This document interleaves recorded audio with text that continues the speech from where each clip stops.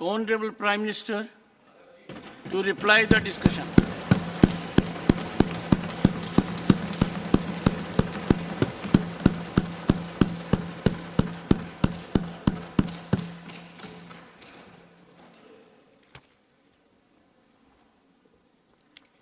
आदरणीय सभापति जी, मैं यहाँ आदरणीय राष्ट्रपति जी के अभिभाषण की चर्चा में भागीदार बनने के लिए उपस्थित हुआ हूँ और मैं आदरणीय राष्ट्रपति जी के भाषण को मेरी तरफ से आदरपूर्वक धन्यवाद भी देता हूँ, अभिनंदन भी करता हूँ।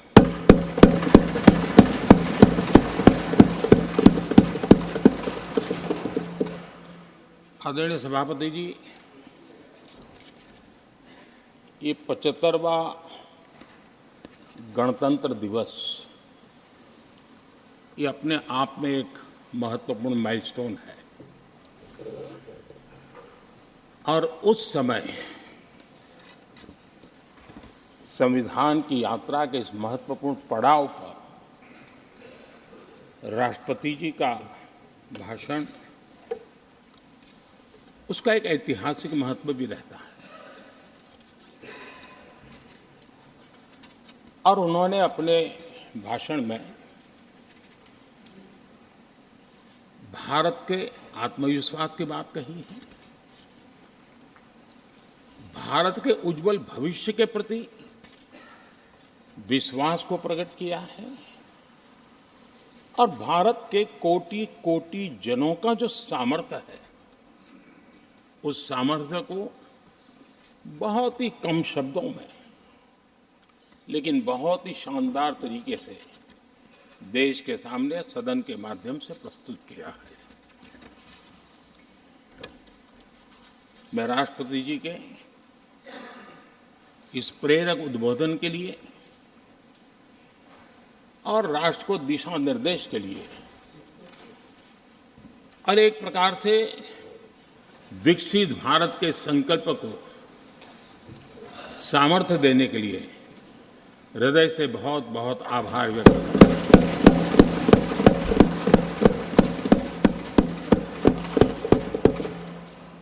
चर्चा के दरमियान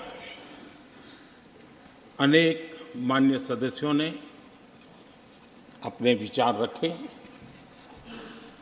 और चर्चा को समृद्ध करने का अपने अपने तरीके से प्रयास भी किया।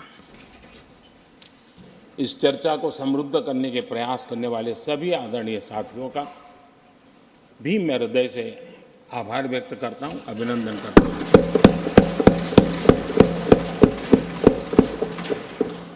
कुछ साथियों के लिए आलोचना करना, कड़वी बातें करना ये उनकी मजबूरी थी, उनके प्रति भी मैं संवेदनाएं प्रकट करता हूं।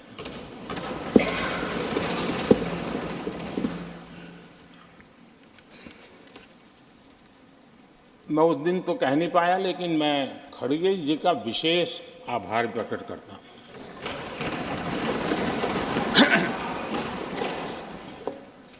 बहुत ध्यान से सुन रहा था खड़गे जी उस दिन में और ऐसा आनंद आया, ऐसा बहुत कम मिलता है। लोकसभा में तो कभी कभी मिल जाता है लेकिन आजकल वो दूसरी ड्यूटी पर है तो मनोरंजन कम मिलता है, लेकिन लोकसभा में मनोरंजन जो कमी हमें खल रही है उस दिन आपने पूरी कर दी।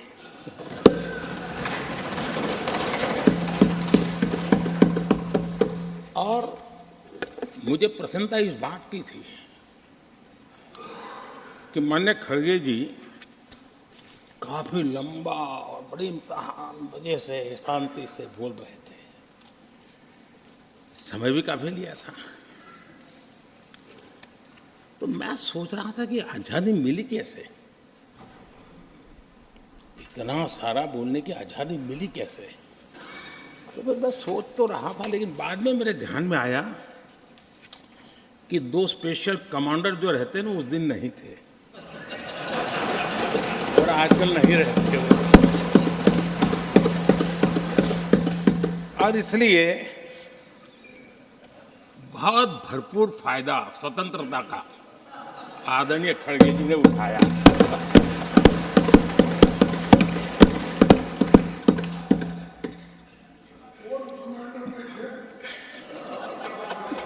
और मुझे लगता है कि उस दिन खड़गे जी ने सिनेमा का एक गाना सुना होगा, ऐसा मौका फिर कहाँ मिलेगा।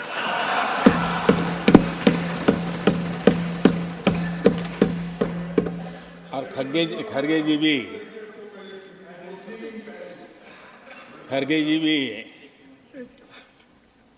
एम्पायर नहीं है, कमांडोज नहीं है, तो चौके छक्के मारने में मजा आ रहा था उनको।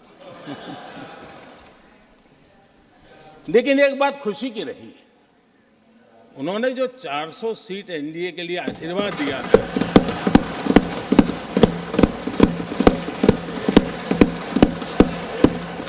और मैं खड़गे जी के इन आशीर्वाद को, आपके आशीर्वाद मेरे सर आंखों पर, अब आपको आशीर्वाद वापिस लेना तो ले सकते हैं, क्योंकि एक खबर तो आ गए हैं।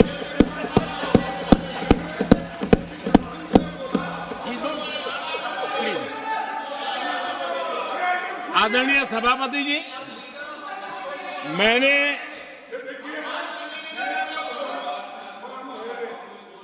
आदरणीय सभापति जी, मुझे पिछले वर्ष का वो प्रसंग बराबर याद है। उस सदन में हम बैठते थे और देश के प्रधानमंत्री की आवाज को गला घोंटने का भरपूर प्रयास किया गया। हम बड़े धैर्य के साथ, बड़ी नम्रता के साथ आपके एक एक शब्द को सुनते रहे, और आज भी आप न सुनने की तैयारी के साथ आए हैं। आप न सुनने की तैयारी के साथ आए हैं, लेकिन मेरी आवाज को आप दबा नहीं सकते हैं।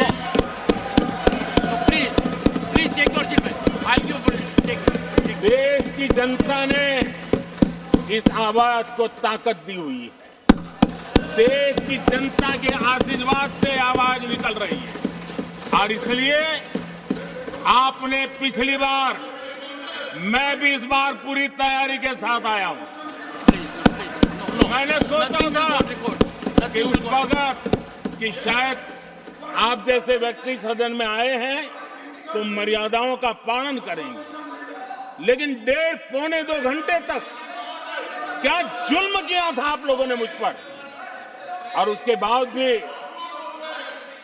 मैंने एक भी शब्दों की मर्यादाएं तोड़ी नहीं। आदरणीय सभापति जी, मैंने भी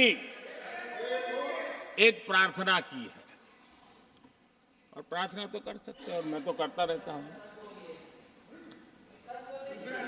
पश्चिम बंगाल से आपको जो चैलेंज आई है,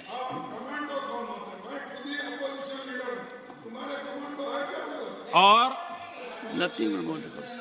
पश्चिम बंगाल से चैलेंज आई है कि कांग्रेस 440 पार नहीं कर पाएगी, 40 पार नहीं कर पाएगी।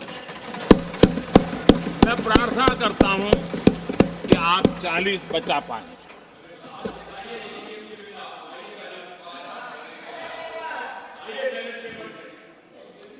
आदरणीय सभापति जी, हमको बहुत सुनाया गया है, और हमने सुना है। लोकतंत्र में आपका कहने का अधिकार है और हमारी सुनने की जिम्मेवारी है। और आज जो भी बातें हुई हैं उसको मुझे देश के सामने रखनी चाहिए, और इसलिए मैं प्रयास करूंगा। आदरणीय सभापति जी, ये जब सुनता हूं, उधर भी सुना इधर भी सुना, मेरा विश्वास पक्का हो गया है कि ये पार्टी सोच से भी आउटडेटेड हो गई है।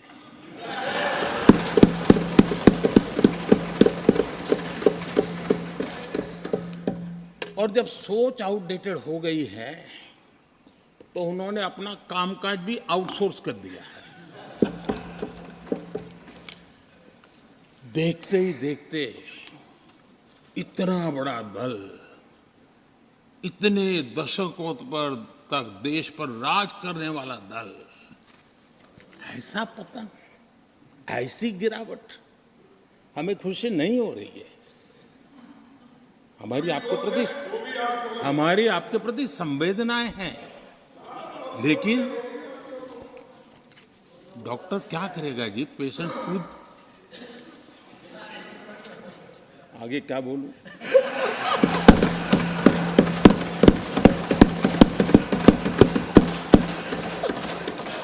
आदरणीय सभापति जी, ये बात सही है कि आज बहुत बड़ी बड़ी बातें होती हैं, सुनने की ताकत भी खो चुके हैं। लेकिन मैं तो देश के सामने बात रखने के लिए जरूर कहूंगा, जिस कांग्रेस ने सत्ता के लालच में सरेआम लोकतंत्र का गला घोंट दिया था, जिस कांग्रेस ने दर्जनों बार लोकतांत्रिक तरीके से चुन करके आई सरकारों को रातों रात भंग कर दी थी, बर्खास्त कर दिया, जिस कांग्रेस ने देश की संविधान लोकतंत्र की मर्यादा को जेल के सलाखों के पीछे बंद कर दिया था, जिस कांग्रेस ने अखबारों पर ताले लगाने तक की कोशिश की थी, आवाज, जो कांग्रेस देश को तोड़ने के नैरेटिव घड़ना का नया शौक उनको पैदा हुआ, इतना तोड़ा कम नहीं है, अब उत्तर दक्षिण को तोड़ने के लिए बयान दिए जा रहे हैं।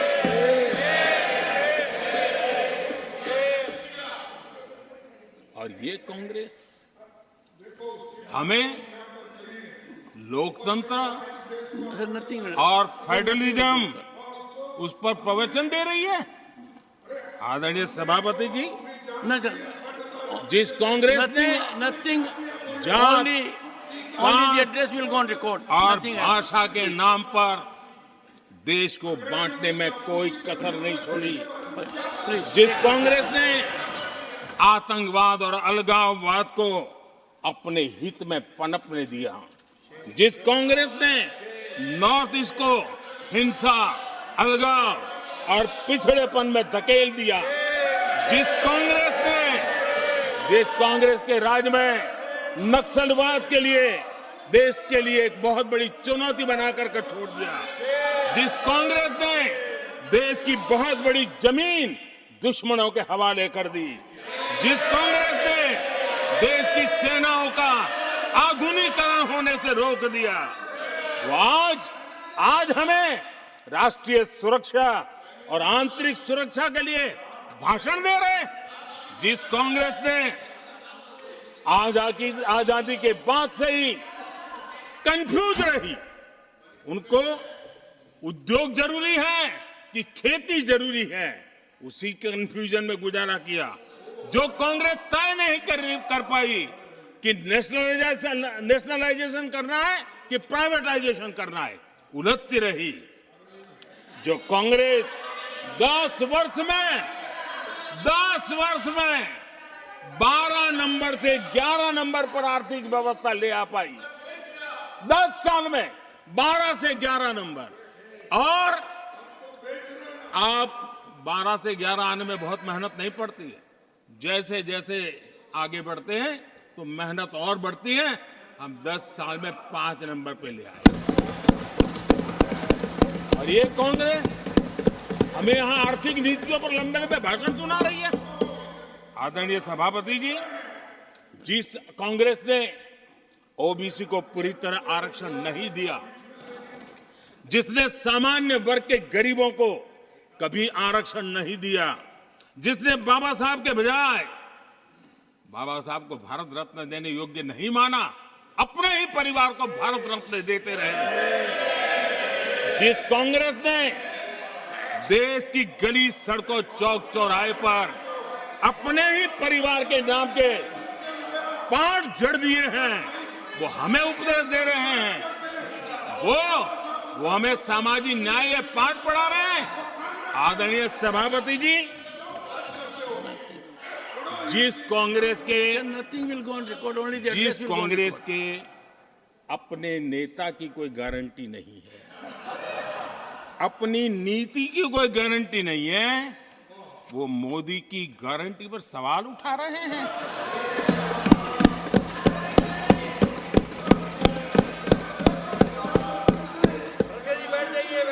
आदरणीय सभापति जी, आदरणीय सभापति जी, यहां एक शिकायत थी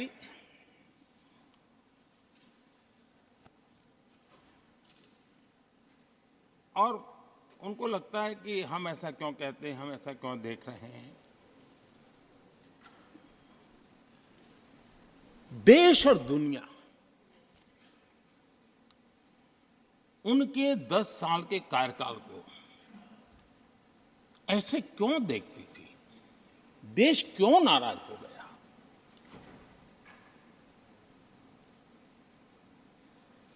इतना गुस्सा देश को क्यों आया? आदरणीय सभापति जी, हमारे कहने से सब नहीं हुआ है। खुद के कर्मों के फल और अब तो सामने रहते हैं, वो कोई दूसरे जन्म में नहीं होते हैं, इसी जन्म में।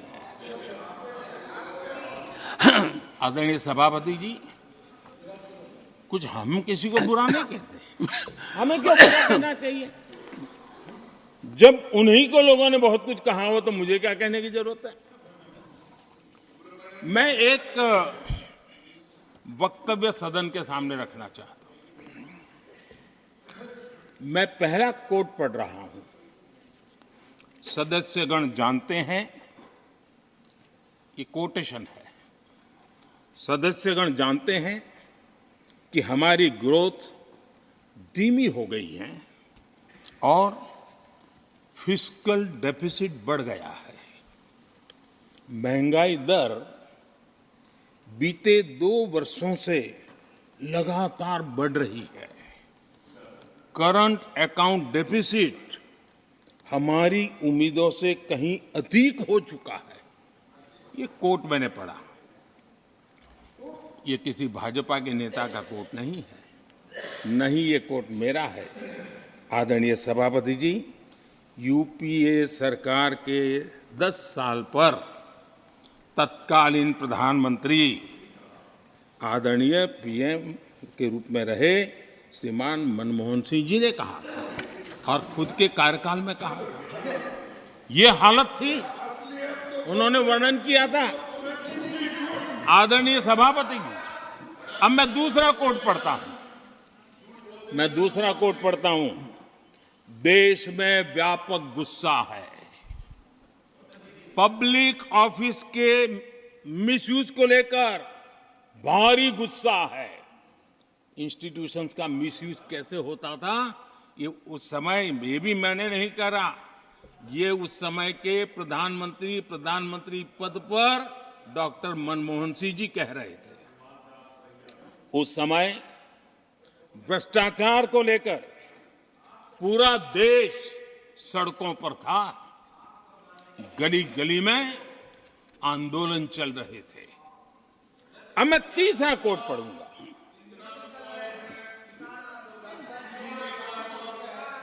एक संशोधन की कुछ पंक्तियां हैं, इसको भी आप सुनिए। टैक्स कलेक्शन में भ्रष्टाचार होता है। इसके लिए जीएसटी लाना चाहिए। राशन की योजना में लीकेज होती है, जिससे देश का गरीब सबसे अधिक पीड़ित है। इसको रोकने के लिए उपाय खोजने होंगे। सरकारी ठेके जैसे दिए जा रहे हैं, उस पर शक होता है। ये भी तत्कालीन प्रधानमंत्री आदरणीय मनमोहन सिंह जी ने कहा था। और उसके पहले और एक प्रधानमंत्री, उन्होंने ये कहा था कि दिल्ली से 1 रुपया जाता है, 15 पैसा पहुंचता है। सुधार, बीमारी का पता था, सुधार करने की तैयारी नहीं थी। और आज बातें तो बड़ी बड़ी की जा रही है। कांग्रेस के 10 साल का इतिहास देखिए। फ्रेजाइल 5 इकोनॉमी में दुनिया में कहा जाता था, मैं नहीं, दुनिया कहती फ्रेजाइल 5, पॉलिसी पैरालिसिस, ये तो उनकी पहचान बन गई थी। और हमारे 10 वर्ष टॉप 5 इकोनॉमी वाले।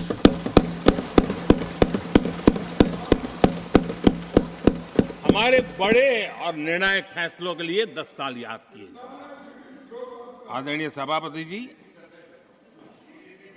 हम उस कठिन दौर से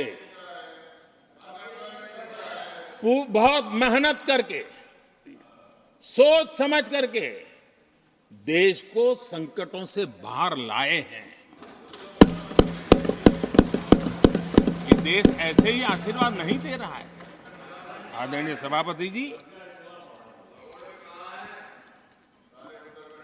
यहां सदन में अंग्रेजों को याद किया गया। Unbecoming conduct. Please continue. No please please. आदरणीय सभापति जी, इस सदन में अंग्रेजों को याद किया गया। अब राजा महाराजाओं का तो अंग्रेजों के साथ गहरा नाता रहा था उस समय। तो अब मैं जरा पूछना चाहता हूं कि अंग्रेजों से कौन इंस्पायर्ड था। मैं तो ये तो नहीं पूछूंगा कि कांग्रेस पार्टी को जन्म किसने दिया था, ये तो मैं नहीं पूछूंगा। आजादी के बाद भी देश में गुलामी की मानसिकता को किसने बढ़ावा दिया? अगर आप अंग्रेजों से प्रभावित नहीं थे तो अंग्रेजों की बनाई दंड संहिता, पिनल कोड, आपने क्यों नहीं बदली? आदरणीय सभापति जी, अगर आप अंग्रेजों से प्रभावित नहीं थे तो अंग्रेजों के जमाने के सैकड़ों कानून क्यों चलते रहे? आप अगर अंग्रेजों से प्रभावित नहीं थे तो लाल बत्ती कल्चर, ये लाल बत्ती कल्चर इतने दशकों बाद भी क्यों चलता है? अगर आप अंग्रेजों से प्रभावित नहीं थे तो भारत का बजट शाम को 5 बजे इसलिए आता था क्योंकि ब्रिटिश पार्लियामेंट का सुबह शुरू होने का समय होता था। ये ब्रिटेन की पार्लियामेंट के समय के अनुकूल शाम 5 बजे बजट की परंपरा क्यों चलाए रखी थी आपने? कौन अंग्रेजों से इंस्पायर था? पर आप अंग्रेजों से प्रेरित नहीं थे तो हमारी सेनाओं के चिन्हों पर आज भी गुलामी के प्रतीक अब तक क्यों बने हुए थे? हम एक के बाद एक हटा रहे हैं। अगर आप अंग्रेजों से प्रेरित नहीं थे तो राजपथ को कर्तव्य पथ बनने के लिए मोदी का इंतजार क्यों करना पड़ा? आदरणीय सभापति जी, अगर आप अंग्रेजों से प्रभावित नहीं थे तो अंडमान और निकोबार, इन द्वीप समूहों पर आज भी अंग्रेजी सत्ता के निशान क्यों लटके पड़े थे? आदरणीय सभापति जी, अगर आप अंग्रेजों से प्रभावित नहीं थे तो इस देश के सेना के जवान देश के लिए मन मिटते रहे, लेकिन देश के जवानों के सम्मान में एक वॉर मेमोरियल तक आप बना नहीं पाए थे। क्यों नहीं बनाया? अगर आप अंग्रेजों से इंस्पायर्ड नहीं थे, प्रभावित नहीं थे, तो भारतीय भाषाओं को हीन भावना से क्यों देखा? स्थानीय भाषा में पढ़ाई के प्रति आप लोगों की बेरुखी क्यों थी? आदरणीय सभापति जी, अगर आप अंग्रेजों से प्रेरित नहीं थे, तो भारत को मदर ऑफ डेमोक्रेसी बताने में आपको कौन रोकता था? आपको क्यों महसूस नहीं हुआ कि दुनिया में? आदरणीय सभापति जी, मैं सैकड़ों उदाहरण दे सकता हूं कि आप किस प्रभाव में काम करते थे और देश को सुनते ये सारी बातें याद आने वाली है। आदरणीय सभापति जी, मैं एक और उदाहरण देना चाहता हूं। कांग्रेस ने नैरेटिव फैलाया और इस नैरेटिव का परिणाम क्या हुआ कि भारत की संस्कृति और संस्कारों मानने वाले लोगों को बड़े हीन भाव से देखा जाने लगा, ढकियानों से मानने लगा गया, और इस प्रकार से एक हमारे अतीत के प्रति अन्याय करने की नौबत आई है। अपनी मान्यताओं को गाली देते हैं, अपनी अच्छी परंपराओं को गाली देते हैं, तो आप प्रोग्रेसिव हैं। इस प्रकार के नैरेटिव गढ़े जाने लगे देश में, और उसका नेतृत्व कहां होता था ये दुनिया भली भांति जानती है। दूसरे देश से आयात करना उसको गर्व का, और भारत की कोई चीज है तो दूसरे दर्जे की है, ये स्टेटस बना दिया गया था। ये स्टेटस सिंबल बाहर से आया, मेड इन फॉरेन स्टेटस बना दिया था। ये लोग आज भी वोकल फॉर लोकल बोलने से बच रहे हैं। मेरे देश के गरीबों के कल्याण का काम हो रहा है। आज आत्मनिर्भर भारत की बात उनके मुंह से नहीं निकलती है। आज मेक इन इंडिया कोई बोलता है तो उनके पेट में चूहे दौड़ने लग जाते हैं। आदरणीय सभापति जी, देश ये सब देख चुका है और अब समझ भी चुका है, और उसी का परिणाम आप भुगत भी रहे हैं। आदरणीय सभापति जी, राष्ट्रपति जी ने अपने अभिभाषण में विस्तार से चार सबसे बड़ी जातियों के विषय में हम सबको संबोधित किया था। युवा, नारी, गरीब और हमारे अन्नदाता।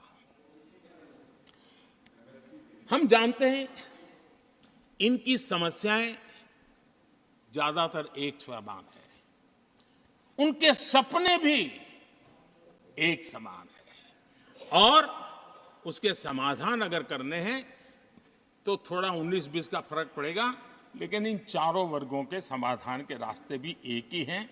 और इसलिए उन्होंने बहुत ही उपयुक्त रूप से राष्ट्र का मार्गदर्शन किया है कि इन चार स्तंभों को मजबूत करिए, देश विकसित भारत की तरफ तेज गति से आगे बढ़ेगा।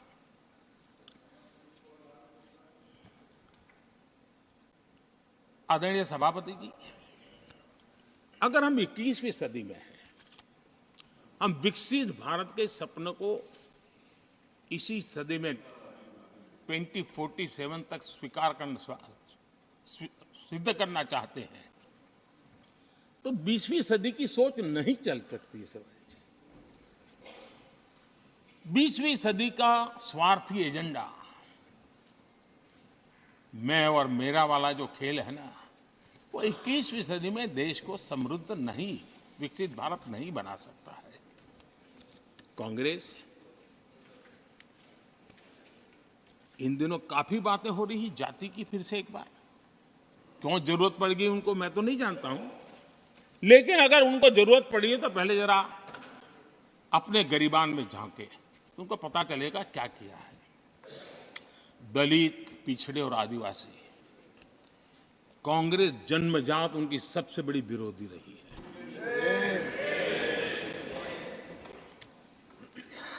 और मैं तो कभी कभी सोचता हूं, अगर बाबा साहब न होते ना, तो शायद कि एससी एसटी को आरक्षण मिलता कि नहीं मिलता, ये भी मेरे मन में सवाल उठता है।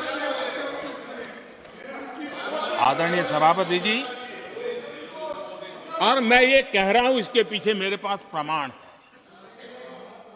इनकी सोच आज से नहीं, उस समय से ऐसी है। मेरे पास प्रमाण है। और मैं प्रमाण के सिवाय मैं यहां कहने के लिए नहीं आया। और जब बातें वहां से उठी हैं तो फिर तैयारी रखनी चाहिए उनको। मेरा परिचय तो हो चुका है, 10 साल हो गए।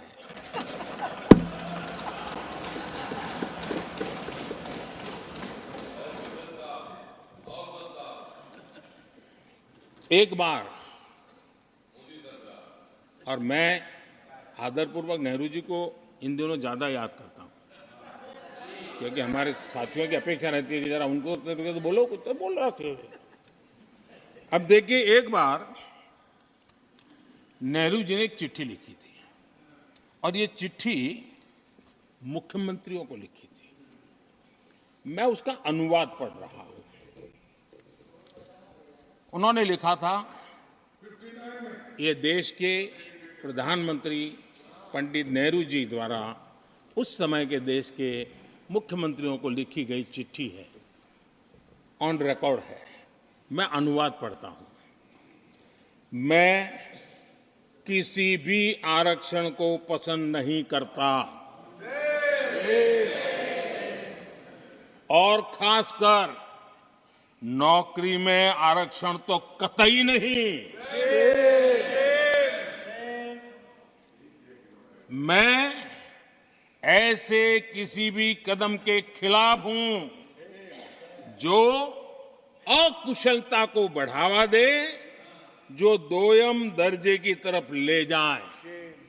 ये पंडित नेहरू ने मुख्यमंत्रियों को लिखी हुई चिट्ठी है।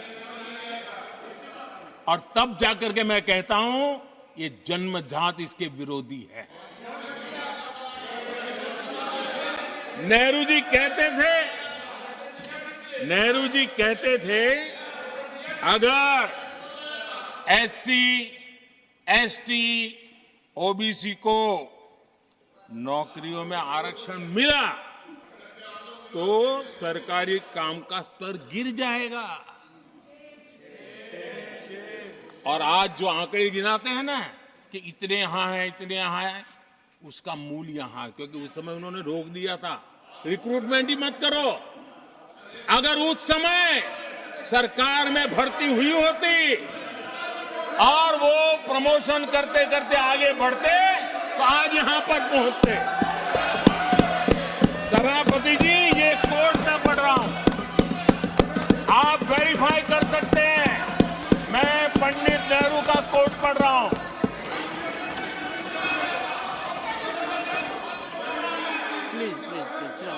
और आदरणीय सभापति जी, Leader of opposition was heard in rapt attention. Are you setting this example? Leader of opposition was heard in rapt सभापति attention. Ji, Please sit down. Sit down.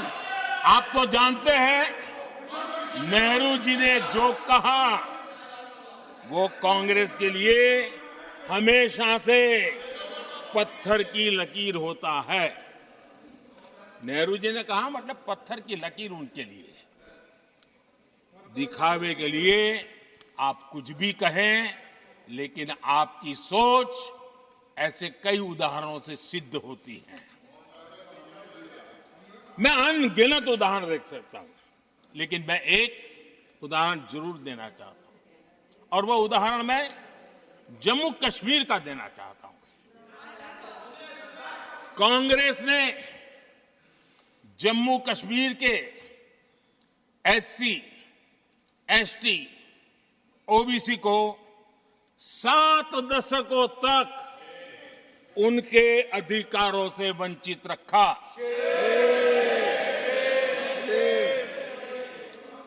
Article 370 में हम कितनी जीतेंगे उसकी बात अभी नहीं कर रहा हूं। आर्टिकल 370 को निरस्त किया, तब जाकर के इतने दशकों के बाद एसटी, एसटी, ओबीसी को वो अधिकार मिले जो देश के लोगों को बरसों से मिले हुए थे। उसको रोक के रखा था। जम्मू कश्मीर में फॉरेस्ट राइट्स एक्ट उनको प्राप्त नहीं था। जम्मू कश्मीर में प्रिवेंशन ऑफ एट्रोसिटी एक्ट नहीं था। ये हमने 370 हटाकर ये अधिकार उनको दिए। हमारे एससी समुदाय में भी सबसे पीछे पीड़ित कोई रहा तो हमारा वाल्मीकि समाज रहा, लेकिन हमारे वाल्मीकि परिवारों को भी 7 दशक के बाद भी जम्मू कश्मीर में रहे लोगों की सेवा करते रहे, लेकिन डोमिसाइल का अधिकार नहीं दिया गया। ये है। और मैं आज देश को भी अवगत करना चाहता हूं कि स्थानीय निकायों में, लोकल सेल्फ गवर्नमेंट्स में ओबीसी के आरक्षण का विधेयक भी कल 6 फरवरी को लोकसभा में भी पारित होगा।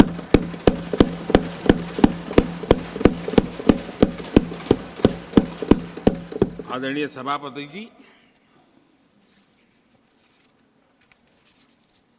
एससी, एसटी, ओबीसी उनको बड़ी भागीदारी लेने में कांग्रेस और साथियों को हमेशा परेशानी रही है।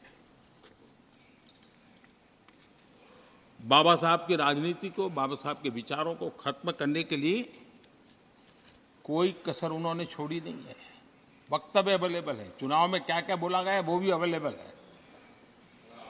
इसको भारत रत्न भी देने की तैयारी नहीं थी, वो भी भाजपा के समर्थन से और सरकार बनी, तब बाबा साहब को भारत रत्न।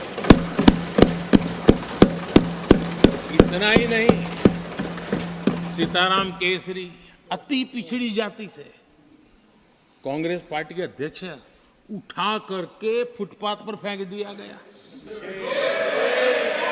ओबीसी,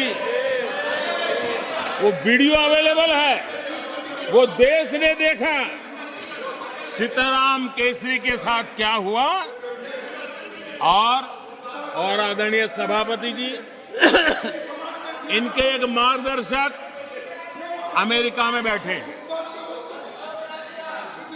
सभापति जी, इनके एक मार्गदर्शक अमेरिका में बैठे हैं। Sir, only the address will go on record. जो Only address, no. पिछले चुनाव में हुआ तो हुआ के लिए फेमस हो गए थे और कांग्रेस इस परिवार के काफी करीबी है। उन्होंने अभी संविधान निर्माता बाबा साहब आम्बेडकर के उनके योगदान को छोटा करने का भरपूर प्रयास किया।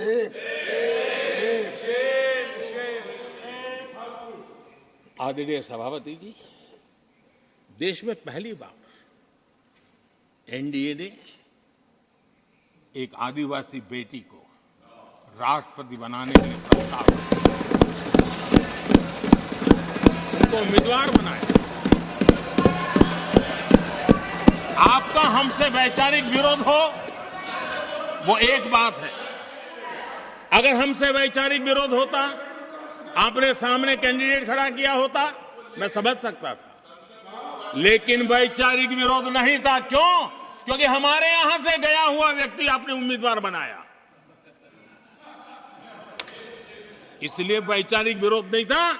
आपका विरोध एक आदिवासी बेटी के लिए था और इसलिए आपने, और ये जब सांगमा जी चुनाव लड़ रहे, वो भी एक आदिवासी थे, उनके साथ भी यही किया गया था।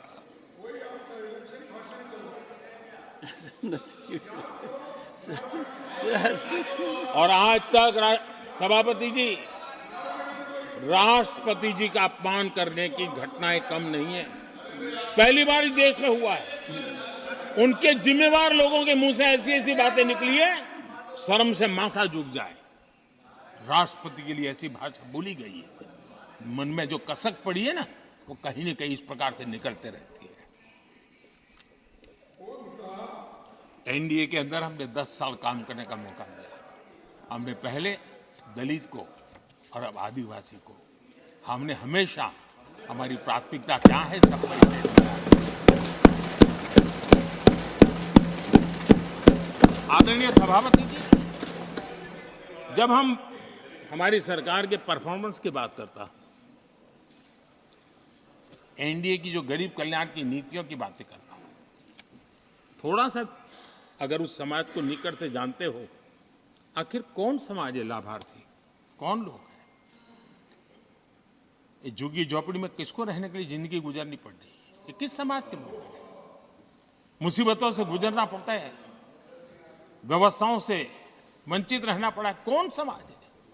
हमने जितना काम किया है ना, ये एससी, एसटी, ओबीसी, आदिवासी इसी समाज के लिए है। कच्ची बस्तियों में रहने वाले लोगों को पक्का घर मिला है, तो मेरे इस समाज के बंधुओं को मिला है।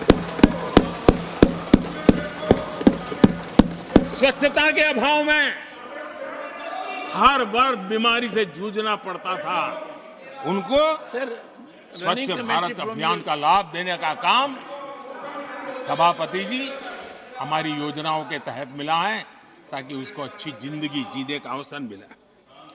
इसी परिवारों के हमारी माताएं बहनें धुएं से खाना पका पका करके अपनी स्वास्थ्य के संकट को झेल रही थी, हमने उनको उज्ज्वला गैस दिया, वो इन्हीं परिवारों को। मुफ्त राशन हो, मुफ्त इलाज हो, इसके लाभार्थी यही मेरे परिवार हैं, जो समाज के इस वर्ग के मेरे परिवारजन हैं, जिनके लिए हमारी सारी योजनाएं काम कर रही है। आदरणीय सभापति जी, यहां पर कुछ ऐसा नैरेटिव रखा गया, कम से कम तथ्यों को इस प्रकार से नकारना किसका भला होगा? आप ऐसा करके अपनी क्रेडिबिलिटी भी खो रहे हैं, अपनी प्रतिष्ठा भी खो रहे हैं। आदरणीय सभापति जी, यहां शिक्षा के भ्रामक आंकड़े रखे गए, गुमराह करने का कैसा प्रयास होता है। पिछले 10 वर्ष में एससी, एसटी स्टूडेंट्स के लिए जो स्कॉलरशिप दी जाती है, 10 साल में उसकी वृद्धि हुई है।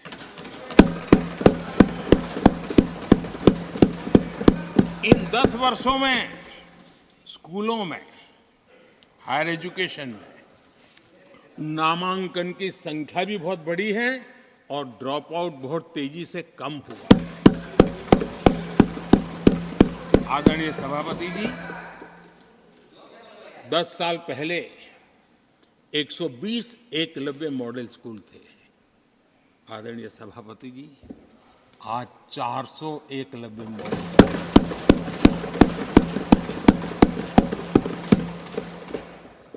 आप इन चीजों को क्यों नकारते हैं, क्यों ऐसा करते हैं, मुझे समझ नहीं आता।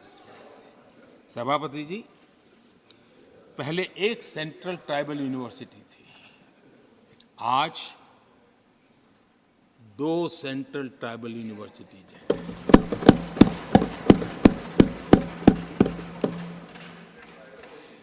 आदरणीय सभापति जी, ये भी सच्चाई है कि लंबे अरसे तक दलित, पिछड़े, आदिवासी बेटे बेटियां कॉलेजों का दरवाजा तक नहीं देख पाते थे। मुझे याद है, मैं गुजरात में जब सीएम बना तो मेरे लिए चौंकाने वाला एनालिसिस मेरे सामने आया। गुजरात में उमरगांव से अंबाजीपुरा बेल्ट आदिवासी बहुल क्षेत्र है। हमारे दिग्विजय जी के एक दामाद भी उसी इलाके में है। उस पूरे इलाके में साइंस स्ट्रीम की एक भी स्कूल नहीं थी। मैं जब वहां गया, अब उस इलाके में मेरे आदिवासी बच्चों के लिए साइंस स्ट्रीम की स्कूल नहीं होगी तो इंजीनियरिंग, डॉक्टरी का तो सवाल ही कहां उठता है। ऐसी मिनिमम चीजें और यहां पर क्या भाषण दे रहे हैं जी आदरणीय सभापति जी। और मैं बताना चाहता हूं सदन को गर्व होगा, संतोष, आप उस सदन में बैठे हैं, वहां एक ऐसी सरकार आपके साथ बात कर रही है कि ऐसी सरकार नेतृत्व कर रही है जहां कितना बड़ा परिवर्तन आया। आप उस समाज का विश्वास बढ़ाइए, उनका हौसला बुलंद कीजिए, वो देश की मुख्य धारा में तेजी से आगे बढ़े, उसके लिए हम प्रयास करें, सामूहिक प्रयास करें।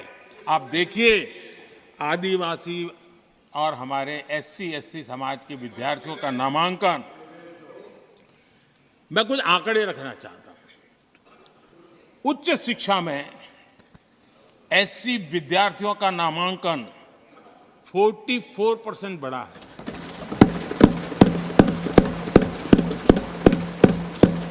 उच्च शिक्षा में ST विद्यार्थियों का नामांकन 65% बढ़ा है। हायर एजुकेशन में OBC समाज के विद्यार्थियों का नामांकन में 45% बढ़ोतरी हुई। और जब मेरे गरीब, दलित, पिछड़े, आदिवासी, वंचित उन परिवार के बच्चे हायर एजुकेशन में जाएंगे, डॉक्टर बनेंगे, इंजीनियर बनेंगे, उस समाज के अंदर एक नया वातावरण पैदा होगा। और उस दिशा में हमारी कोशिश यही है कि मूलभूत समस्याओं का समाधान करने के लिए थोड़ा समय लगे लेकिन मजबूती से काम करें। और इसलिए हमने एजुकेशन पर इस प्रकार से बल दे के काम किया है। कृपा करके जानकारियों का अभाव है तो कहिए, हम जानकारियां दे देंगे, लेकिन ऐसे नैरेटिव मत बनाइए ताकि आपकी प्रतिष्ठा भी कम हो, आपके शब्द की ताकत खत्म हो जाए। आप पर दया आ जाती है कभी कभी।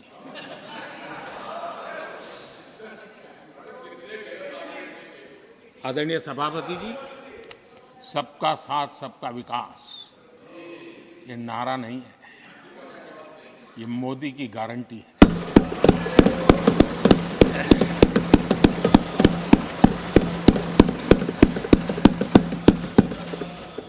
और जब इतने सारे काम करते हैं, मुझे किसी ने कविता लिख करके भेजी थी, कविता तो बड़ी लंबी है, तो उसमें एक वाक्य है, मोदी की गारंटी का दौर है, मोदी की गारंटी का दौर है, नए भारत की भोर, नए भारत की भोर, आउट ऑफ वारंटी चल रही दुकानें, आउट ऑफ वारंटी चल रही दुकानें, खोजे अपनी ठोर।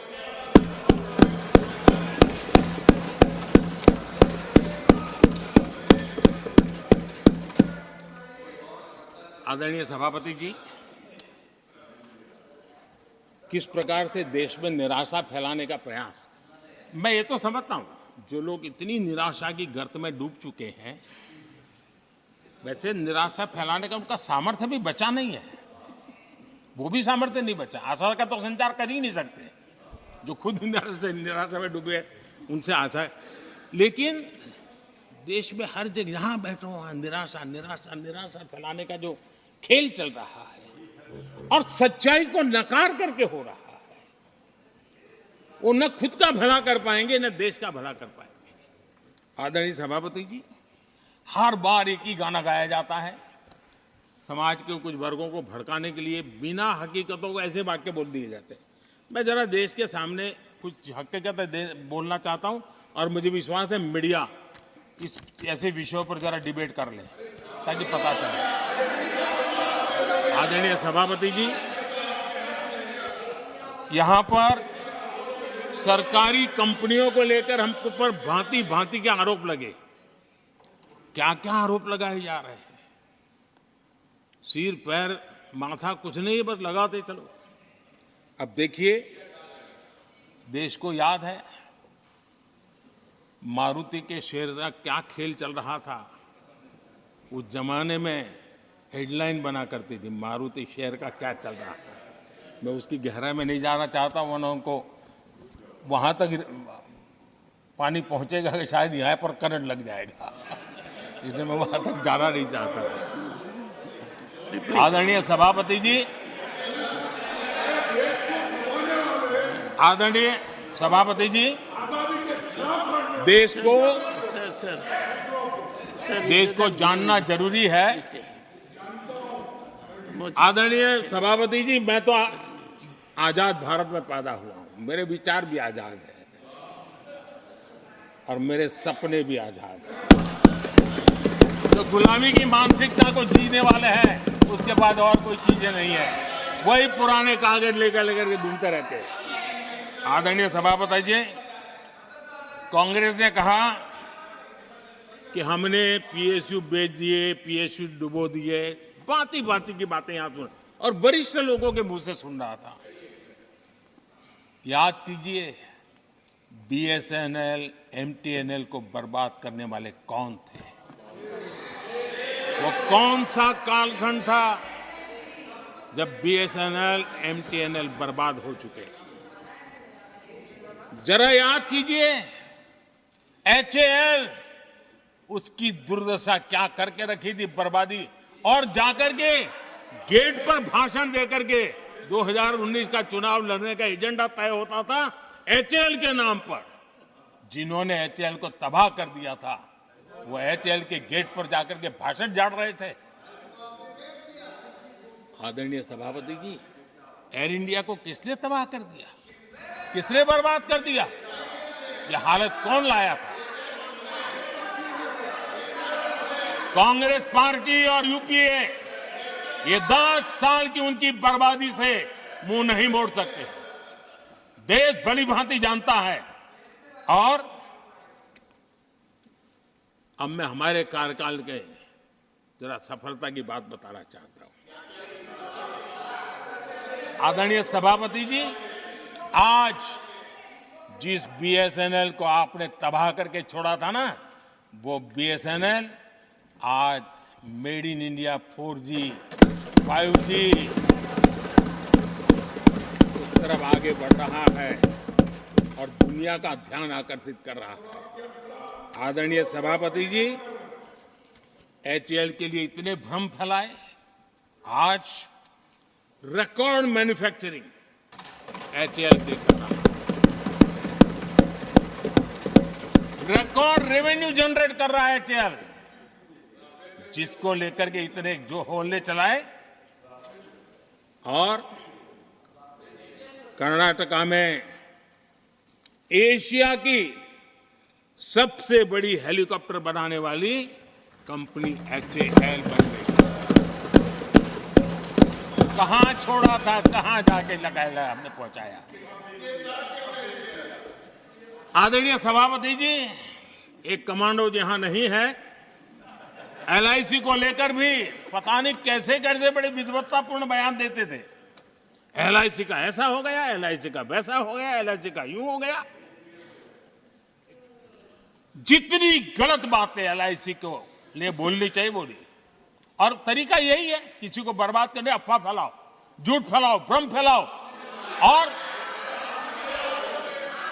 और टेक्निक भाई है, गांवों में किसी का बड़ा बंगलो हो, लेने का मन करता हो, लेकिन हाथ ना लगता हो, तो फिर हवा फैला देते।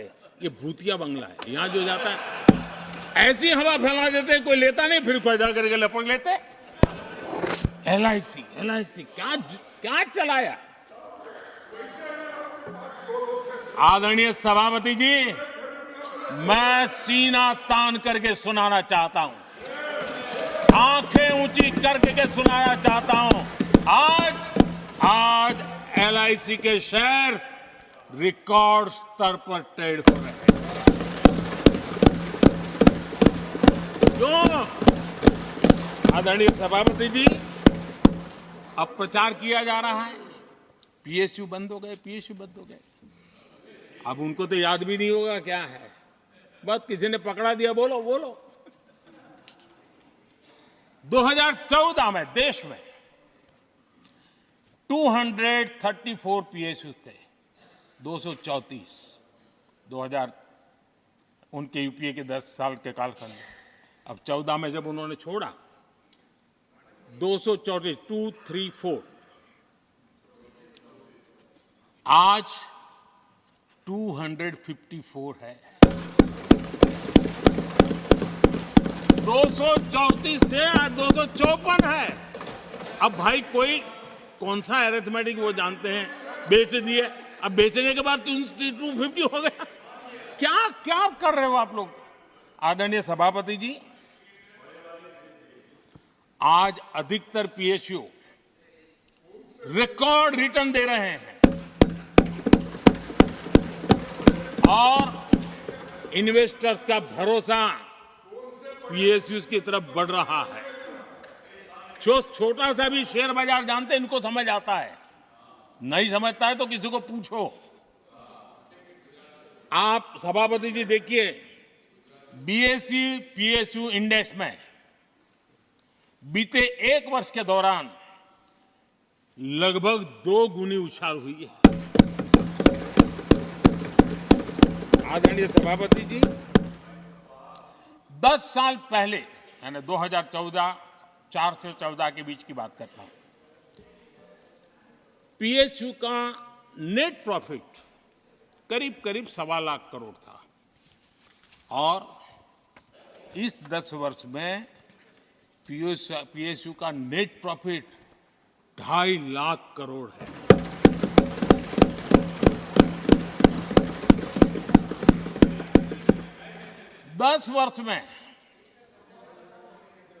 हमारे 10 वर्ष में पीएसयू की नेट वर्थ 9.5 लाख करोड़ से बढ़कर के 17 लाख करोड़ हो गई है।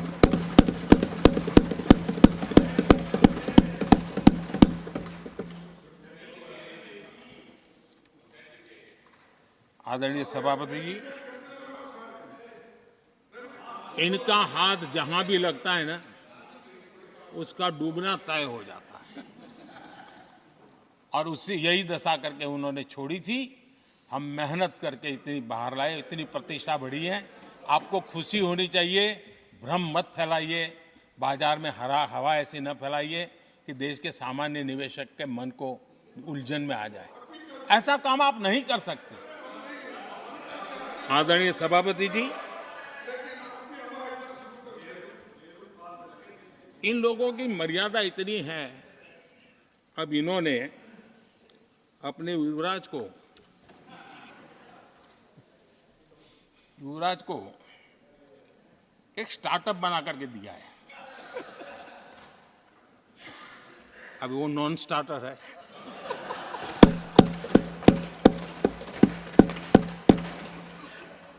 न तो वो लिफ्ट हो रहा है, न वो लॉन्च हो रहा है।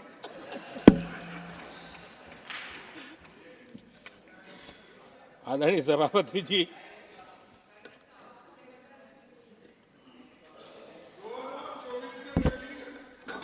आप पिछली बार भी इतनी शांति से रहे हो तो कितना मजा आता।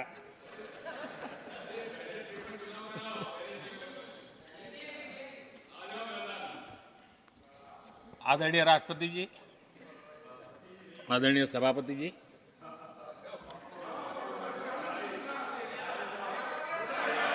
बधाई हो, बधाई हो, बधाई हो, सबको बधाई हो। आदरणीय सभापति जी, मेरा सौभाग्य रहा कि मुझे लंबे समय तक एक राज्य के मुख्यमंत्री के नाते देश की और जनता की सेवा करने का अवसर मिला और इसलिए मैं रीजनल एस्पिरेशंस को बहुत भली भांति समझता हूं, क्योंकि मैं उस प्रोसेस से निकला हूं। जैसे हमारे यहाँ दिग्विजय जी, उनको भली भांति सहज समझ आता है कि एक राज्य के लिए क्या होता है। हम लोग उसी दुनिया से निकल करके आए हैं, तो हमें अनुभव है, पता है। शरद राव जी को है, तो ऐसे कुछ लोग हैं यहाँ जिनको ये सारी चीज़ों का पता है। देवगढ़ा साहब है, तो इन लोगों के इन सारी चीज़ों का पता है, तो हम इसका महात्मा ही समझते हैं। हमें कोई किताबों में नहीं पढ़ना पड़ता है, हम अनुभव कर करके आए हैं। और ये भी सच्चाई है साहब, 10 साल यूपीए की पूरी शक्ति गुजरात को क्या कुछ न करने में लगी हुई थी, आप कल्पना नहीं कर सकते। लेकिन मैं आंसू नहीं बहाता। मैं रोने की मेरी आदत नहीं है जी। लेकिन तब भी उतने संकटों के बावजूद भी, उतने जुल्म के बाद भी, हर प्रकार की मुसीबतों को झेलते हुए भी, मेरी तो मुसीबत ऐसी थी कि यहाँ किसी मिनिस्टर से मुझे अपॉइंटमेंट नहीं मिलती थी। वो कहते थे, भाई आप जानते हो मेरी तो दोस्ती है, मैं फ़ोन पे बात कर लूँगा, लेकिन कहीं फोटो वोटो निकल गए, ये डर रहता था। यहाँ मंत्रियों का डर ऐसा था। अब खैर उनकी मुसीबतें मैं समझ सकता हूँ। मेरे यहाँ एक बार बहुत प्राकृतिक आपदा आई। मैंने उस समय प्रधानमंत्री जी को बड़ा रिक्वेस्ट किया कि आप आइए, एक बार जरा देख लीजिए। उनका कार्यक्रम बना, फिर साहब एक एडवाइजरी कमेटी बनी थी ना, शायद वहाँ से हुक्म आया, तो कोई हेलीकॉप्टर से हवाई निरीक्षण करे वो तो मैं समझ सकता हूँ। साहब वो कार्यक्रम बदल करके साउथ में किस राज्य में गए तो मुझे याद नहीं रहा आज, और बोले हम हवाई जहाज से ऊपर से देख लेंगे, हम गुजरात में नहीं आएंगे। मैं सूरत पहुंचा हुआ था, वो आने वाले थे, मैं जानता हूँ आखिर में क्या हुआ होगा।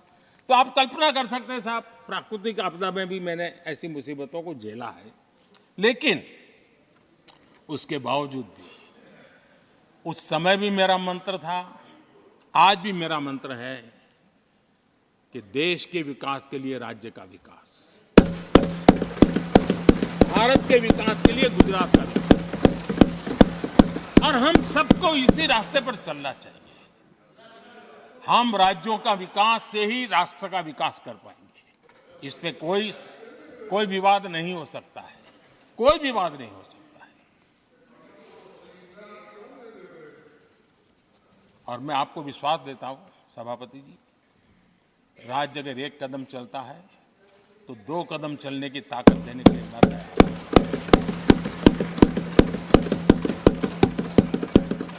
कोऑपरेटिव फेडरलिज्म क्या होता है, और मैंने तो हमेशा कहा कॉम्पिटिटिव कोऑपरेटिव फेडरलिज्म। आज देश को जरूरत है कॉम्पिटिटिव कोऑपरेटिव फेडरलिज्म। हमारे राज्यों के बीच में तंदुरुस्त स्पर्धा हो ताकि हम तेजी से देश में आगे बढ़े। एक सकारात्मक सोच के साथ हमको चलने की जरूरत है। और मैं ये राज्य में था तब भी इसी विचारों को लेकर के काम करता था, इसलिए चुपचाप सहता भी था। आदरणीय सभापति जी, कोविड एक उदाहरण है। इतना बड़ा संकट आया दुनिया का, ऐसे संकट के समय राज्य के मुख्यमंत्रियों के साथ 20 बैठकें की उस कालखंड में, एक एक बात का विचार विमर्श करके साथ लेकर के, और सभी राज्यों का सहयोग, एक टीम बन करके केंद्र और राज्य ने काम किया। दुनिया जिस मुसीबत को झेल नहीं पाई, हम सब ने मिल करके, किसी एक को क्रेडिट मैं कभी नहीं दूंगा, सब ने मिल करके इस देश को बचाने के लिए जो हो सकता है, राज्यों को भी उसकी क्रेडिट लेने का पूरा अधिकार है। इस सोच में हमने काम किया। आदरणीय सभापति जी, G20 का आयोजन हम दिल्ली में कर सकते थे।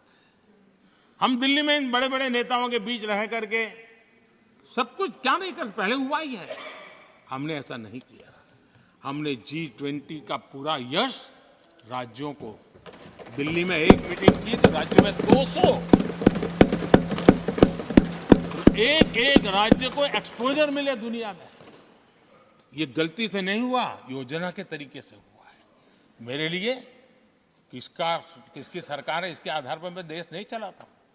हम सब मिलकर के देश आगे बढ़ाना चाहते हैं, इस भूमिका से काम किया है। आदरणीय सभापति, हमारे देश में विदेश के मेहमान आते थे तो मेरे आने के बाद आ रहे था, थोड़ा पहले भी आते थे।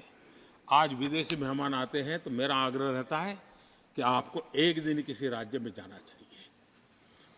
मैं उनको लेते के जाता हूं राज्यों में, ताकि उनको पता चले कि मेरा देश यानी दिल्ली नहीं है, मेरा देश चेन्नई में भी है, मेरा देश बेंगलुरु में भी है, मेरा देश हैदराबाद में भी है, मेरा देश पुरी में भी है, भुवनेश्वर में भी है, मेरा देश कलकत्ता में भी है, मेरा देश गुवाहाटी में भी है। पूरे दुनिया को मेरे देश के हर कोने का एक्सपोजर मिले, इसके लिए हम कोशिश करते हैं। वहां की सरकार का सहयोग असहयोग इसके तराजू पर नहीं तोलते। एक ईमानदारी से इस देश के भविष्य के लिए पूरे विश्व मेरे भारत को जाने, इसके लिए हम इस प्रयास करते हैं। और मैं अभी भी 26 जनवरी को इतना बड़ा काम रहता है, सबको मालूम है। उसके बाद भी मैं 25 तारीख को फ्रांस के राष्ट्रपति को राजस्थान की गलियों में घुमा रहा था। मैं दुनिया को पता चले कि मेरा राजस्थान ऐसा।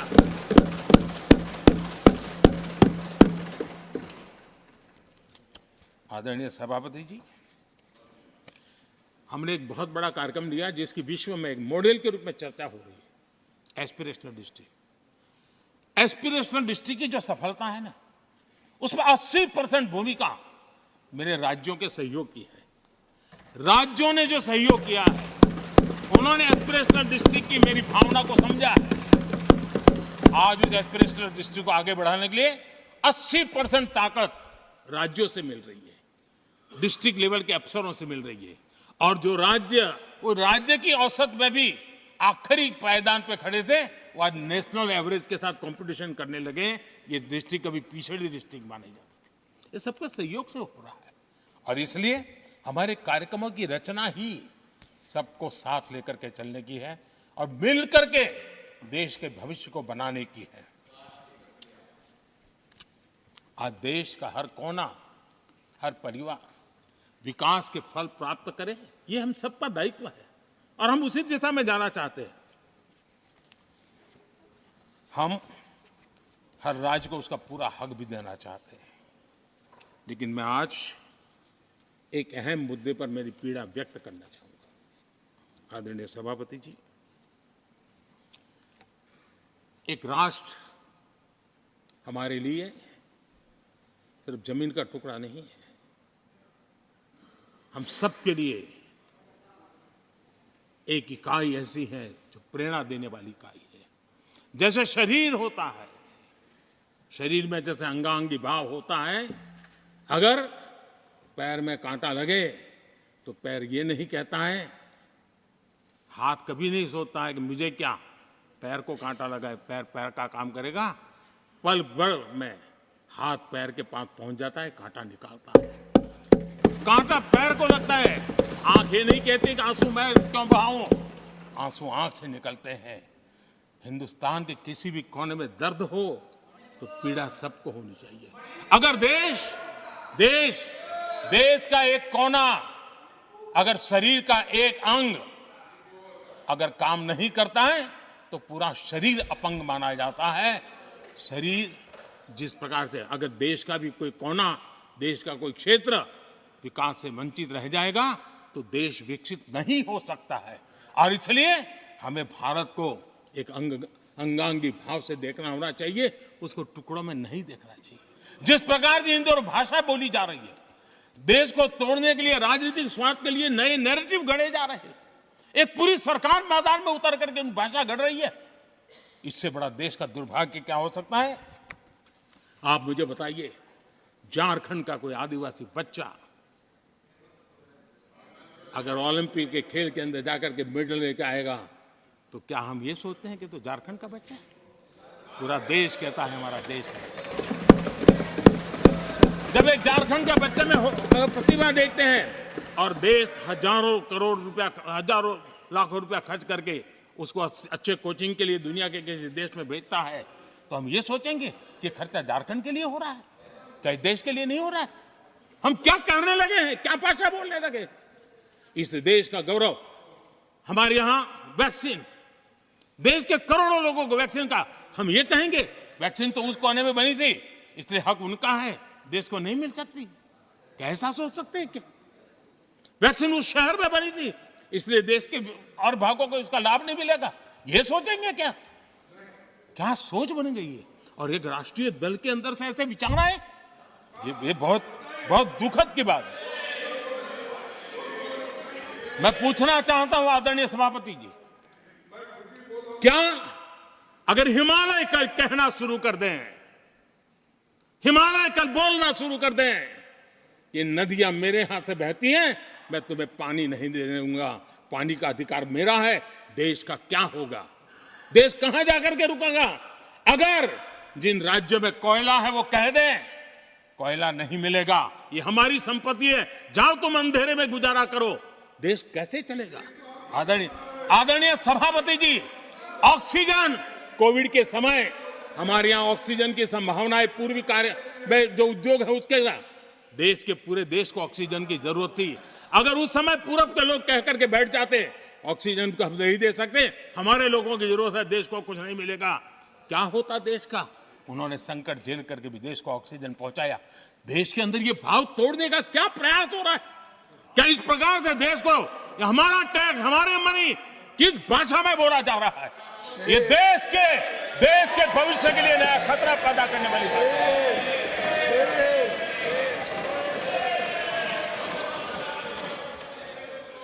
देश को तोड़ने के लिए नए नए नैरेटिव खोजना बंद कर दीजिए। देश को आगे बढ़ना है, देश को एक साथ लेकर के चलने का प्रयास कीजिए। आदरणीय सभापति जी, पिछले 10 वर्ष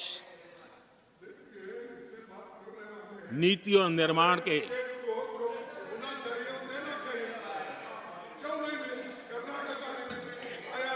आदरणीय सभापति जी, आदरणीय सभापति जी, Nothing will go on record.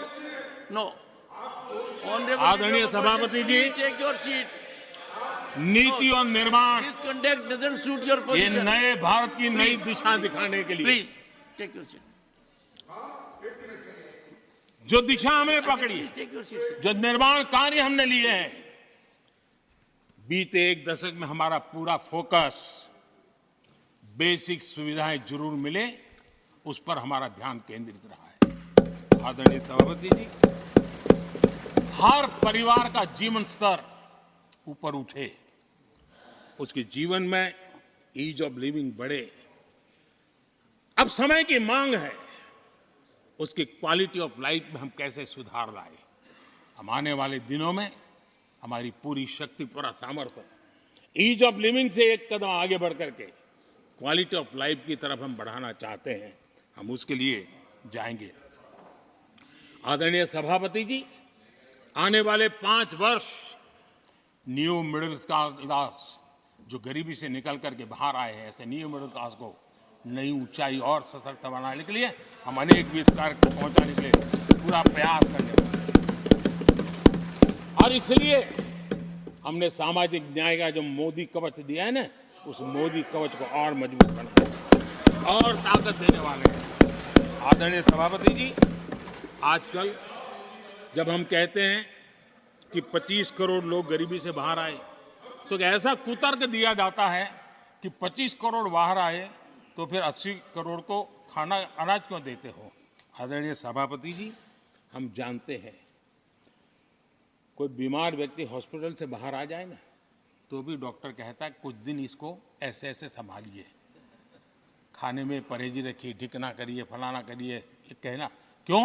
कहीं दोबारा वहाँ मुसीबत में ना आ जाए। जो गरीबी से बाहर निकला है ना, उसको ज़्यादा संभालना चाहिए ताकि कोई ऐसा संकट आकर के फिर से गरीबी की तरफ लपक न जाए। और इसलिए उसको मजबूती देने का समय देना चाहिए। ये समय हमने गरीब को मजबूत, ताकि वो फिर से वो न्यू मिडिल क्लास फिर से वापस उस गर्त में डूब न जाए। हम 5 लाख रुपए आयुष्मान का देते हैं ना, उसके पीछे ये इरादा है। परिवार में एक बीमारी आ जाए ना, मध्यम वर्ग का आदमी भी गरीब बनने से देर नहीं लगती है। और इसलिए गरीबी से बाहर निकलना जितना जरूरी है, उतना गलती से भी गरीबी की तरफ पीछे न चला जाए, उसके लिए ध्यान रखने की आवश्यकता है। और इसलिए हम अनाज देते हैं, अनाज देते रहेंगे, किसी को बुरा लगे या न लगे। 25 करोड़ गरीबी से बाहर निकले हैं, न्यू मिडिल क्लास हुए हैं, लेकिन मुझे समझ है, मैं उस दुनिया जी करके आया हूं, उनको जरूरत ज्यादा है। और इसलिए हमारी ये योजना जारी रहेगी। आदरणीय सभापति जी,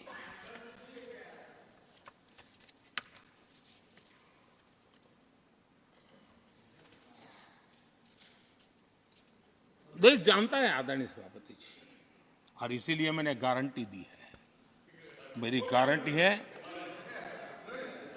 गरीबों के 5 लाख रुपए तक की इलाज की सुविधा आगे भी मिलती रहेगी।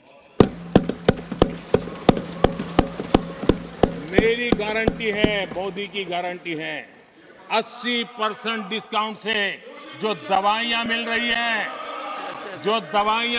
है, जिसका लाभ मध्यम वर्ग गरीब को मिल रहा है, वो मिलता रहेगा। आदरणीय सभापति जी, मोदी की गारंटी है कि किसानों को जो सम्मान निधि मिल रही है, वो सम्मान निधि चालू रहेगी ताकि विकास की यात्रा में वो ताकत के साथ जुड़ जाए। आदरणीय सभापति जी, गरीबों को पक्के घर देने का मेरा अभियान है। अगर परिवार बड़ा होता है, नया परिवार बनता है, पक्के घर देने का मेरा कार्यक्रम जारी रहेगा। नल से जल योजना मेरा पक्का इरादा है और मेरा पक्की गारंटी है कि नल से जल, हम नए शौचालय बनाने की जरूरत पड़ेगी, मेरा पक्की गारंटी है, हम जारी रखेंगे।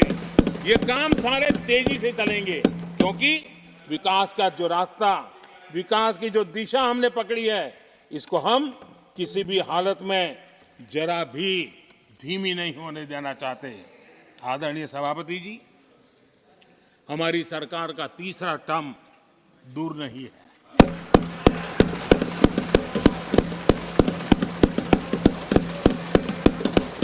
कुछ लोग इसे मोदी 3.0 कहते हैं। मोदी 3.0 विकसित भारत की नींव को मजबूत करने के लिए पूरी शक्ति लगा देंगे। आदरणीय सभापति जी, अगले 5 साल में भारत में डॉक्टरी की संख्या पहले की तुलना में अनेक गुना बढ़ेगी। मेडिकल कॉलेजों की संख्या बढ़ेगी। इस देश में इलाज बहुत सस्ता और सुलभ हो जाएगा। आदरणीय सभापति जी, अगले 5 साल में हर गरीब के घर में नल से जल का कनेक्शन होगा। आदरणीय सभापति जी, आने वाले 5 साल में उन गरीब को पीएम आवास जो देने हैं, एक भी वंचित नहीं रहे, इसका पक्का ख्याल रखा जाएगा। अगले 5 साल सोलर पावर से बिजली बिल जीरो, देश के कितने नागरिकों, करोड़ों नागरिकों को बिजली बिल जीरो, और ठीक अगर आयोजन करेंगे तो अपने घर पर बिजली बना करके बेच करके कमाई कर पाएंगे। ये अगले 5 साल का कार्यक्रम है। आदरणीय सभापति जी, अगले 5 साल देश में पाइप से गैस के कनेक्शन, पूरे देश में नेटवर्क बनाने का भरपूर प्रयास किया जाएगा। सभापति जी, आने वाले 5 साल हमारी युवा शक्ति का दम पूरी दुनिया देखेगी। आप देखना आदरणीय सभापति जी, हमारे युवा स्टार्टअप्स, युवाओं के यूनिकॉर्न, इसकी संख्या लाखों में होने वाली है। और इतना ही नहीं, टियर 2, टियर 3 सिटी नए स्टार्टअप से उसकी एक नई पहचान के साथ उभरने वाला है। ये मैं 5 साल का चित्र मेरे सामने देख रहा हूं। आदरणीय सभापति जी, रिसर्च फंडिंग, उसकी वृद्धि का प्रभाव आप देखना, पिछले 7 दशक में जितने पेटेंट नहीं हुए हैं, उतने रिकॉर्ड पेटेंट फाइल होने का दिन आने वाले 5 साल में मैं देख रहा हूं।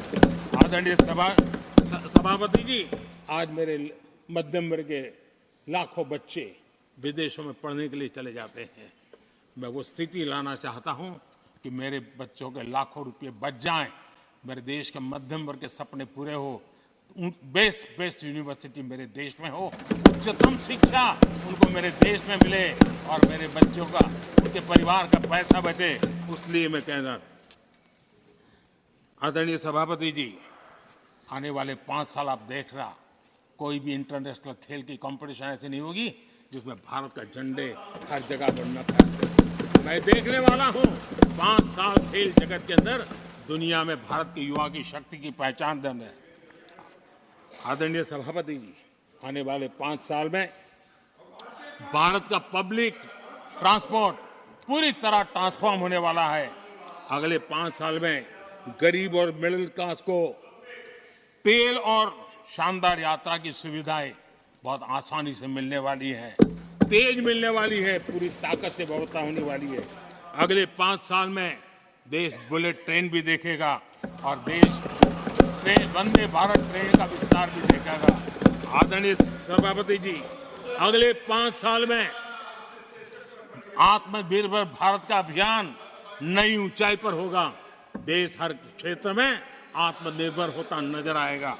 आदरणीय सभापति जी, आने वाले 5 साल में मेड इन इंडिया सेमीकंडक्टर दुनिया में हमारी गूंज होगी। इलेक्ट्रॉनिक हर गुड्स में वो चीप होगी जिसमें किसी न किसी भारतीय का पसीना होगा।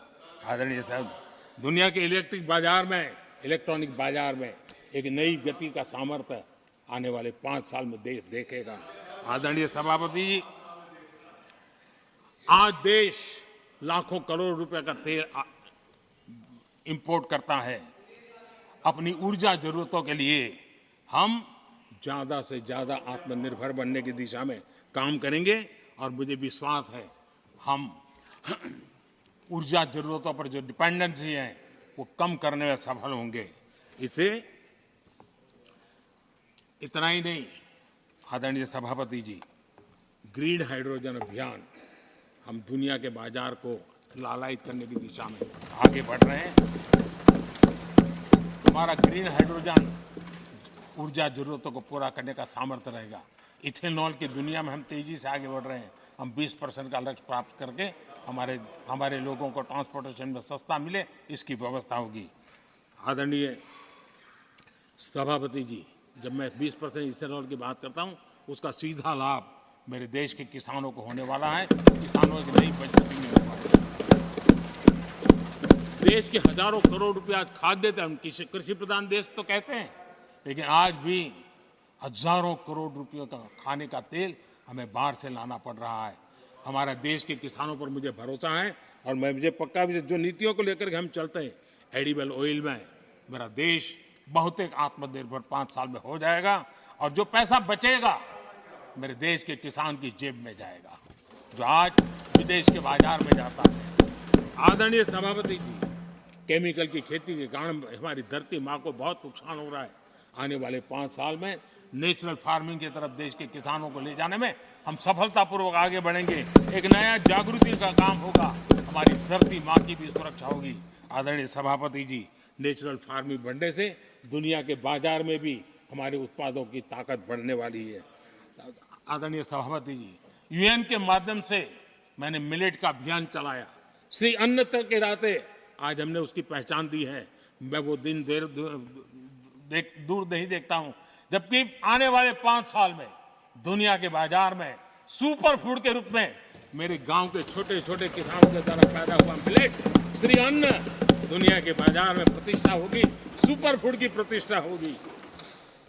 आदरणीय सभापति जी, ड्रोन खेतों में एक नई किसानों की ताकत बन करके उभरने वाला है। 15,000 ड्रोन दीदी का कार्यक्रम ऑलरेडी हम लॉन्च कर चुके हैं। ये तो शुरुआत है, आगे बहुत सफलता दिखती है। आदरणीय सभापति जी, हम नैनो टेक्नोलॉजी को एग्रीकल्चर में लाने में प्रयोग अब तक सफल हुए हैं। हमने नैनो यूरिया में बहुत बड़ी सफलता पाई है, नैनो डीएपी की दिशा में सफलता पाई है और आज एक बोरी भर खातर लेकर के घूमने वाला किसान एक बोतल के खातर से काम चला लेगा, वो स्थिति दूर नहीं है। आदरणीय सभापति जी, सहकारिता क्षेत्र में हमने एक नई मिनिस्ट्री बनाई है। उसके पीछे इरादा है कि एक सहकारिता का पूरा जन आंदोलन नई ताकत के साथ उभरे और 21वीं सदी की आवश्यकता के अनुसार उभरे, उसको भी हम, और उसका सबसे बड़ा लाभ हम 2 लाख भंडारण का काम जो हाथ में लिया है, जब 5 साल के भीतर वो पूरा हो जाएगा, छोटा किसान को भी अपनी पैदावार को रखने की जगह मिल जाएगी। किसान तय करेगा किस भाव से बाजार में बेचना है, नहीं बेचना है। उसको जो बर्बाद होने का डर था वो खत्म हो जाएगा और किसान की आर्थिक ताकत बढ़ जाएगी। पशुपालन और मछली पालन पक्का मैं कहता हूँ नए रिकॉर्ड बनाने वाले। आज हमारे यहाँ पशु की संख्या है लेकिन दूध की उत्पादन कम है। हम इस स्थिति को बदल देंगे। फिशरिंग एक्सपोर्ट करने की दुनिया में हम बहुत बड़ी तेजी से विकास करेंगे, ये भी मेरा पूरा विश्वास है। हमने एफपीओ की जो रचना का प्रारंभ किया है, अनुभव बहुत अच्छा है। 5 साल के भीतर किसानों की एक नई संगठन की शक्ति और कृषि उत्पादन में वैल्यू की ताकत, ये लाभ मेरे देश के किसानों को अवश्य मिलने वाला है। आदरणीय सभापति जी, G20 की सफलता ने साफ कर दिया है और दुनिया में कोविड के बाद जो खुलापन आया, उस खुलापन का सबसे बड़ा लाभ हमने देखा है कि विश्व का ध्यान भारत की तरफ गया है और इसलिए एक बहुत बड़ा क्षेत्र टूरिज्म आने वाले दिनों में होने वाला है और जो सबसे ज्यादा रोजगार देने वाला है। आज विश्व के कई देश हैं जिसकी पूरी इकोनॉमी टूरिज्म पर निर्भर है। भारत में भी बहुत से राज्य ऐसे बन सकते हैं जो उनकी पूरी इकोनॉमी का सबसे बड़ा हिस्सा टूरिज्म होगा और वो दिन दूर नहीं है। जिन नीतियों को लेकर के हम चल रहे हैं, भारत एक बहुत बड़ा टूरिस्ट डेस्टिनेशन बनने वाला है। आदरणीय सभापति जी, जिसका हिसाब किताब पहले बहुत कम हुआ करता था, जिसकी बातें सुन करके हमारी मजाक उड़ाई जाती थी, जब मैं डिजिटल इंडिया की चर्चा करता था, जब मैं फिनटेक की चर्चा करता था, तब मैं जरा आउट ऑफ बॉक्स की बातें कर रहा हूं, ऐसा लोगों को लगता था। आउटडेटेड सोच वालों के लिए सामर्थ्य का अभाव था। लेकिन मैं पूरा विश्वास से कहता हूं आदरणीय सभापति जी, आने वाले 5 वर्ष डिजिटल इकोनॉमी की दुनिया में भारत का डंका बजने वाला है। भारत एक नई शक्ति है और डिजिटल व्यवस्थाएं भारत के सामर्थ्य को बढ़ाने वाली है। विश्व मानता है कि एआई का सबसे ज्यादा उपयोग कोई करने का सामर्थ्य किसी देश में होगा तो हिंदुस्तान में होगा। लेटेस्ट से लेटेस्ट टेक्नोलॉजी का उपयोग मेरा देश करेगा। आदरणीय सभापति जी, स्पेस की दुनिया में भारत का नाम रोशन हो रहा है। हमारे वैज्ञानिकों का पराक्रम नजर आने वाला और आने वाले 5 साल का जो कार्यक्रम है ना, मैं आज उसको शब्दों में बयान नहीं करना चाहता हूं, लेकिन विश्व को अचंभित करने की दिशा में हमारे वैज्ञानिक स्पेस की दुनिया में भारत को ले जाएंगे, ये मेरा पक्का विश्वास है। आदरणीय सभापति, ग्रास रूट लेवल की इकोनॉमी में बहुत बड़ा बदलाव, 10 करोड़ स्वयं सहायता जूथों में हमारी माताएं बहनें जुड़ी हो और 3 करोड़ हमारी लखपति दीदी, ये अपने आप में हमारे बेटियों के उत्कर्ष की गाथा लिख करते हैं। आदरणीय सभापति जी, ऐसे अनेक विविध क्षेत्र हैं जिस क्षेत्र में मैं साफ देख रहा हूं आने वाले 5 साल भारत, कभी हम सुना करते थे स्वर्णिम युग था, मुझे वो दिन दूर नहीं दिखते जब 5 साल में वो मजबूत नींव आएगी और 2047 तक पहुंचते पहुंचते ये देश उस स्वर्णिम युग को फिर से जीने लगेगा। इस विश्वास के साथ आदरणीय सभापति जी, विकसित भारत ये शब्दों का खेल नहीं है, ये हमारा कमिटमेंट है और इसके लिए हम समर्पित भाव से, हमारी हर सांस उस काम के लिए है, हमारी हर पल उस काम के लिए है, हमारी हर सोच उस काम के लिए समर्पित है। उसी एक भावना के साथ हम चले हैं, चल रहे हैं, चलते रहेंगे और देश आगे बढ़ता रहेगा, ये मैं आपको विश्वास दूंगा। आने वाली सदियां इस स्वर्ण काल का इतिहास में अंकित करेगी, ये विश्वास मेरे मन में इसलिए है, देश की जनता का मिजाज मैं भली भांति समझ पाता हूं। देश बदलाव के 10 साल के अनुभव को देखा है, एक क्षेत्र में जो बदलाव देखा है वो तेज गति से बदलाव जीवन के हर क्षेत्र में नई ऊंचाइयां, नई ताकत प्राप्त होने वाली है और हर संकल्प को सिद्धि तक पहुंचाना ये हमारी कार्यशैली का हिस्सा है। आदरणीय सभापति जी, मैं फिर एक बार इस सदन में आप सबने जो विचार रखे उसके कारण देश के सामने सत्य रखने का मुझे जो अवसर मिला और डंके की चोट पर सत्य रखने का अवसर मिला और सदन की पवित्रता के बीच रखने का अवसर मिला है, संविधान की पूरी साक्ष्य रख करके ये विचार रखने का अवसर मिला है, मुझे विश्वास है कि देश जिनकी वारंटी खत्म हो गई है उनकी बातें सुन नहीं सकता है, जिसकी गारंटी की ताकत देखी है उसके विचारों के भी विश्वास करते हुए आगे बढ़ेगा। मैं फिर एक बार आदरणीय सभापति जी आपका हृदय से आभार व्यक्त करता हूं और आदरणीय राष्ट्रपति जी को मेरी तरफ से उनके व्याख्यान के लिए आदरपूर्वक अभिनंदन और आभार व्यक्त करते हुए मैं मेरी वाणी को विराम देता हूं। बहुत बहुत धन्यवाद।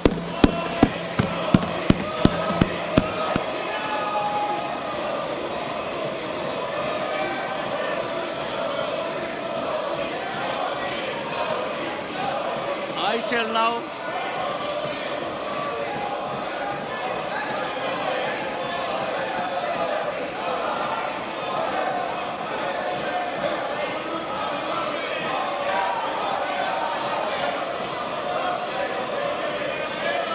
shall now put the amendments which have been moved to vote. Amendments numbers 1 to 4.